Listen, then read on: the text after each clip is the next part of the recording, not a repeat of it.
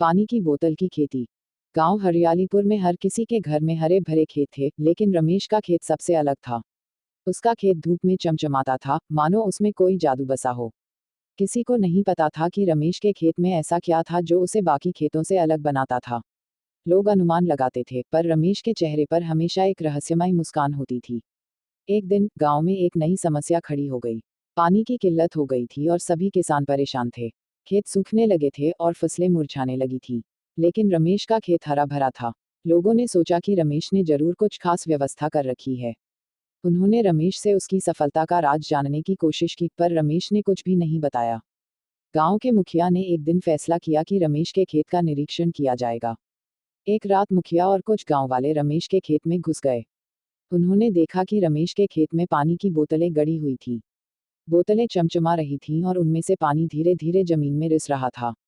यह देखकर सभी चौंक गए। उन्होंने सोचा, ये बोतलें आखिर कहाँ से आई हैं? मुखिया ने रमेश से इसका राज पूछा। रमेश ने कहा, ये बोतलें मेरी नहीं हैं। एक रात जब मैं खेत में काम कर रहा था, तो मैंने देखा कि आसमान से कुछ गिर रहा है। जब मैं नजदीक गया, तो ये बोतलें थीं। मुझे समझ में नहीं आया कि ये कहाँ से आई हैं, पर मैंने देखा कि इनमें से पानी रिस रहा है। मैंने इन्हें अपने खेत में गाड़ दिया। गांव वालों ने फैसला किया कि वे रात में पहरा देंगे और देखेंगे कि ये बोतलें कहाँ से आती हैं। उसी रात जब सभी सतर्क थे, आसमान में एक अजीब रोशनी दिखी। अचानक कुछ और बोतलें आसमान से गिरने लगीं।